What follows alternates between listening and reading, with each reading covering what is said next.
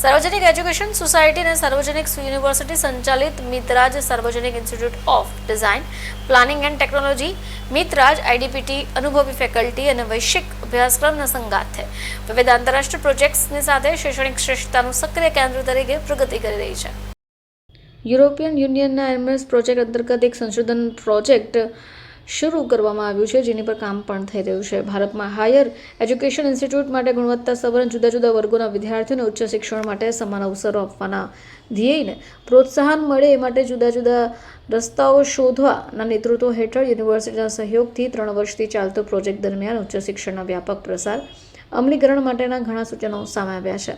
જ્યારે આઈડીપીટી પોતાના આ પ્રોજેક્ટના રિસર્ચ પર આગળ વધી રહી છે, ત્યારે સ્પષ્ટ બન્યું કે સર્વસમાવેશક સમાન ગુણવત્તાવાળું શિક્ષણ પૂરું પાડવામાં આવતી અડચણો સમાજની ભાષા, સંસ્કૃતિ, અર્થશાસ્ત્ર, ધર્મ, કલા, ટેકનોલોજી વગેરે પરિબળો ગાઢ રીતે વણાઈ ગયા છે। કોન્ફરન્સનો મૂળ હેતુ અડચણોને દૂર કરવાની દિશામાં દ્વારા નક્કર પ્રયત્નો કરવાના છે। સંવાદનો વિષય કલા, સ્થાપત્ય, સંસ્કૃતિ, ધર્મ, માનવીય ઓળખને ઐતિહાસિક રીતે ઘડતા આવ્યા છે। આધુનિક યુગમાં વિજ્ઞાન, ટેકનોલોજી, બજાર નીતિ પણ મહત્વપૂર્ણ ભૂમિકા ભજવે છે। સંમેલનમાં વિવિધ ક્ષેત્રોને એકત્રિત કરી ઓળખના ટેન્જિબલ, સ્પર્શનીય અને ઇનટેન્જિબલ અસ્પર્શનીય પરિણામોની ચર્ચા કરી છે। जी सर, आपको नाम आपका परिचय।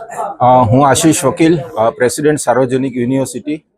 આજે આપણે સાર્વજનિક યુનિવર્સિટી દ્વારા એક આંતરરાષ્ટ્રીય કોન્ફરન્સનું આયોજન થયું છે, તેના માટે ભેગા થયા છે અને કોન્ફરન્સનો થીમ છે ડિઝાઇનિંગ આઇડેન્ટિટીઝ। અને આ કોન્ફરન્સમાં 7 અલગ અલગ દેશોમાંથી 14 જેટલા આંતરરાષ્ટ્રીય સ્કોલર્સ આવ્યા છે અને તે લગભગ 200 જેટલા પેપર્સ આ કોન્ફરન્સમાં રજૂ કરવા જઈ રહ્યા છે।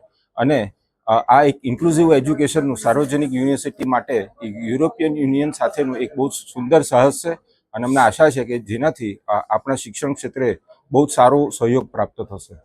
जी सर, आपको नाम आपका परिचय। હું પ્રોફેસર પર્સી એન્જિનિયર મિત્રાજ સાર્વજનિક institution of design planning and ટેકનોલોજીનો પ્રિન્સિપલ છું અને આજે સાર્વજનિક યુનિવર્સિટીના 3 દિવસના ઇન્ટરનેશનલ કોન્ફરન્સ ડિઝાઇનિંગ આઇડેન્ટિટીઝનો આજે પહેલો દિવસ છે અને આ કોન્ફરન્સ એટલા માટે અરેન્જ કરી છે કે એક ઇરાઝમસનો આપણે પ્રોજેક્ટ કરી રહ્યા છે, જે ઇન્ક્લુઝિવ એડ્યુકેશન ફોર ઓલ માટેનો પ્રોજેક્ટ હતો।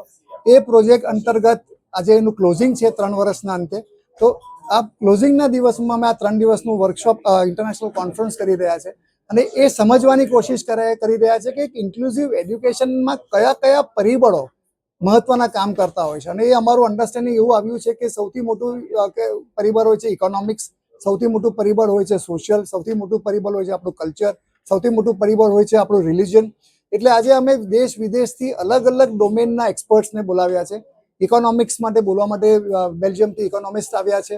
યુરોપિયન યુનિયનના એક્સ એમ્બેસેડર ટુ નેપાલ અને બાંગ્લાદેશના હર એક્સેલન્સી મિસ રેન્ચર ટિયરિંગ આવ્યા છે। એટલે એ યુરોપિયન કનેક્શન કેવી રીતે અને ઇન્ટરનેશનલ કનેક્શનથી કેવી રીતે એડ્યુકેશનને ઇન્ક્લુઝિવ બનાવી શકાય તેની વાતો કરીએ છીએ। હોલેન્ડના લોકલ ઓથોરિટીના એડમિનિસ્ટ્રેટિવ ઓફિસર આવી રહ્યા છે, એ વાતો કરે છે કે લોકલ ઓથોરિટી કેવી રીતે એક સમાજને બનાવી શકે છે કે એની આઈડેન્ટિટી ક્રિએટ કરે છે અને એનાથી શું સમાજમાં અપેક્ષા ઊભી થાય છે અને સિમિલરલી સરકારને પ્રજા પ્રત્યે શું અપેક્ષા હોય છે।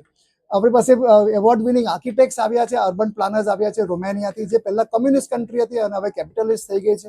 તો એ પોલિટિકલ પરિબળો જ્યારે બદલાય છે અને ઇકોનોમિક સ્ટેટસ જ્યારે બદલાય છે, ત્યારે બિલ્ટ એન્વાયરમેન્ટ કેવી રીતે સમાજની રચના કરે છે અને એની રિવર્સમાં એક રચના થયેલી સિટી સમાજને કેવી રીતે રચના કરે છે એની વાતો કરે છે। આ પ્રમાણે આપણી પાસે એક્સપર્ટ અત્યારે સ્પેનથી આવ્યા છે, લાટવિયાથી આવ્યા છે, રોમાનિયાથી આવ્યા છે, બેલ્જિયમથી આવ્યા છે, હોલેન્ડથી આવ્યા છે।